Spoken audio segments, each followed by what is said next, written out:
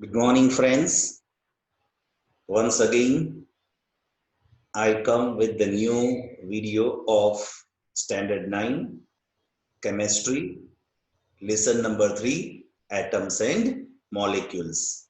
Friends, according to your syllabus of the chemistry, there are only 4 lessons, and 2 lessons we have already completed, and only one lesson this term we will complete, and after that the fourth lesson will be in the next term. So it is one of the most interesting lessons, friends.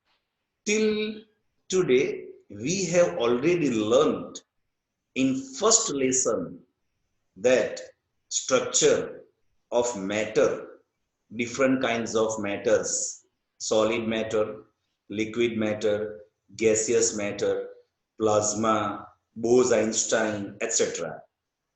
In that lesson, we had also learned the properties of solid, properties of liquid, and properties of gaseous. Friends, we had completed the one portion of the matter in first lesson. Everybody knows about melting point, boiling point, freezing point, sublimation, etc. Then in second lesson, we have learned, is matter around us pure? So if you think in a continuous way, we are learning about the substances. First we have learned solid, liquid, gaseous, and then in second lesson, we have already learned that pure substances, pure matters are two types, and they are elements and compounds. And mixture is a kind of solution. In this second lesson, we have learned different kinds of mixtures, different types of solutions, like true solution. It means homogeneous mixture. Then we have learned heterogeneous. Heterogeneous is classified into categories, and they are suspension and colloidal solution. Then we have already learned how to separate the substances, matters from mixture. And now in this lesson, friends, we will learn in detail about the matter. Actually, the matter, whatever we feel, whatever we learn, it is incomplete without knowing this lesson, lesson number 3, structure of atom. So in this lesson, we will learn in little bit detail about the matters. So different scientists of the world in the past had given different theories, different statements regarding to the matter. We are lucky and we feel proud. We have to feel proud that the Indian saint Kanad, K-A-N-A-D, Kanad, he had stated that every substance is made up of fine particles.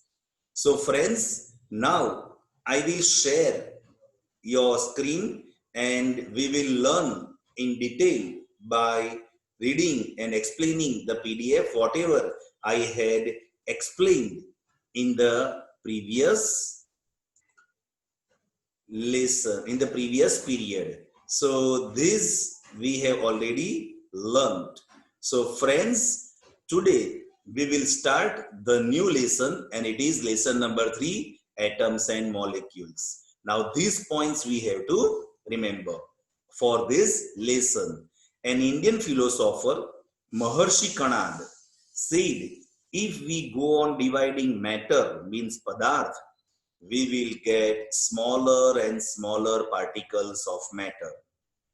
Ultimately, we will get the smallest particle of matter, which cannot be divided any further. Based on this philosophy, Kanad was one of the first persons to propose that matter is made up of very small particles called Parmanu. John Dalton called these particles by the name of atom. The word atom means invisible, cannot be seen. Another Indian philosopher, Pakudha Katyaima, mind well, pronunciation, Pakudha Katyaima, proposed that the particles of matter normally exist in a combined form, and various combinations of particles give us various kinds of matter. It is called molecules. Different molecules and atoms have different properties. In 1774, scientist Antony Lavoisier had given the law of conservation of mass. Friends, for MCQ, all the names of the scientists must be remembered.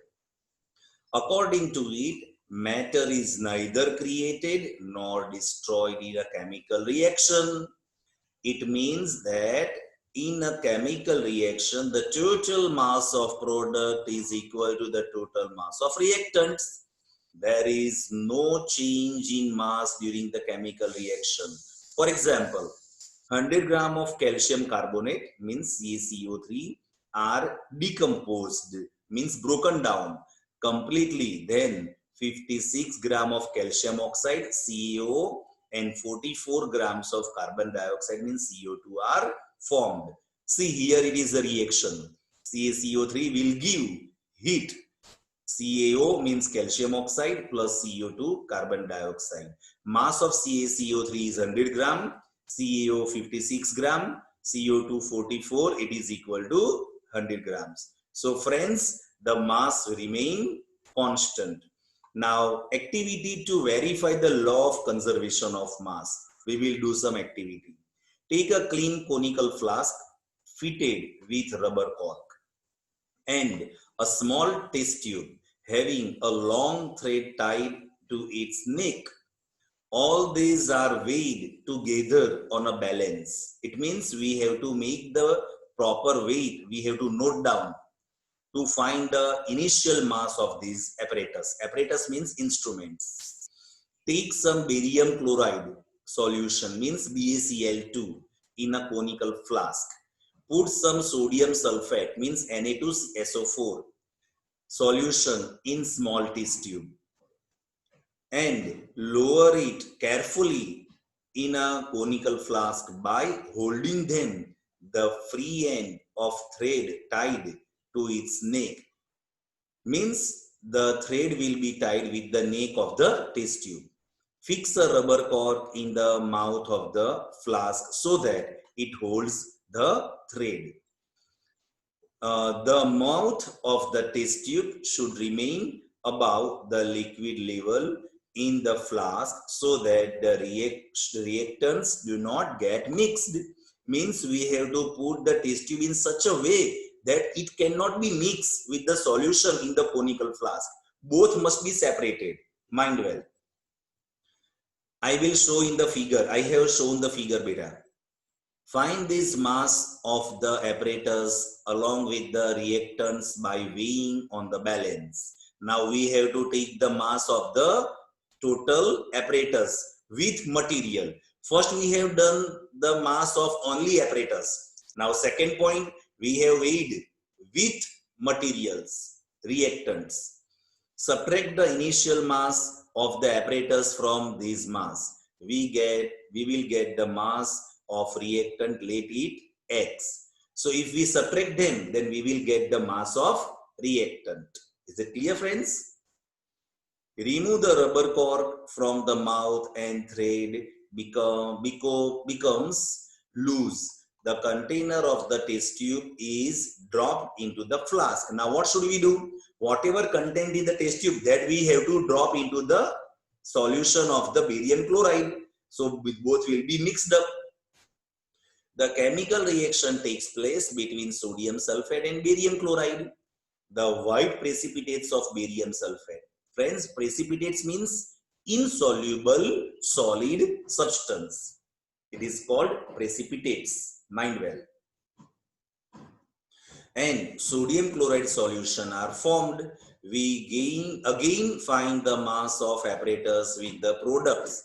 We subtract the initial mass of apparatus, we will get the mass of product. It is Y. So once again we have to measure the mass. then it is Y. So Y is the mass of product and X is the mass of reactants. Both will be equal. So here we will observe X is equal to Y. So friends, it is conical flask, it is test tube with sodium sulfate, it is barium chloride, but mind well, this cannot be mixed in the first situation. In second situation, it will be mixed. Can you see? It means here it is the product and here it is the reactant. Both have same mass. I hope you understand the conservation of mass theory. Is it clear, friends? Now next, before chemical reaction and after chemical reaction, the mass will be equal. Now, law of constant proportion. The law of constant proportion was given by Joseph Proust in 1779. According to it, a chemical compound always consists of the same elements combined together in the same proportion by mass. It means whatever sources of compound, whatever method we apply to make this compound, it has the same elements in the same mass, percentage and proportion. For example, water H2O is the compound of hydrogen and oxygen combined together in the same content proportion 1:8 by mass. How is it? That will come later. Now, Dalton's theory.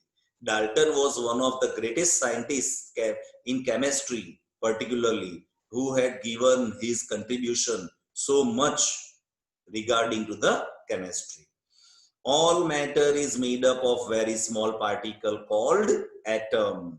Atom cannot be divided. Beta, Dalton's theory, this point must be remembered. This question definitely will ask in the exam. Atoms can neither be created nor be destroyed. Atoms are of various kinds. There are identical in every respect, having the same mass, size, and chemical properties. Atoms of different elements differ in mass, size, and chemical properties. Drawback of Dalton's theory. What cannot be answered by the Dalton? The atoms can be further divided into still smaller particles called electrons, protons, and neutrons. Atoms of the same elements can have slightly different masses, and even the atoms of different elements can have the same mass. These are the drawback, means deficiency of Dalton's theory. Now, in 1803, English chemist physicist John Dalton started using symbols to represent the atom of different elements. John considered the further of modern atomic theory, made a logbook entry that they titled Observations of the Ultimate Particles of Bodies, means matter and their combinations. It was for the first time using symbols to represent the elements of modern chemistry. It means John Dalton had given the symbol for elements. Dalton's symbols were not one we use today, but circle containing distinct symbols, a dot for hydrogen, a cross for sulfur, a circle containing letter C for copper, L for lead. He used them singly to represent elements and in combination to show compound. Dalton's symbol for an element represented the element as well as the atom of that element. Some of the symbols of element given by Dalton are shown in the figure. I will show later in next video. This may be an academic interest only in the present context. I hope, friends, you understand till here. Everybody must keep learning, and within a few times, a little time, we will meet in the school. I hope you have read the news. Okay? Goodbye and enjoy chemistry.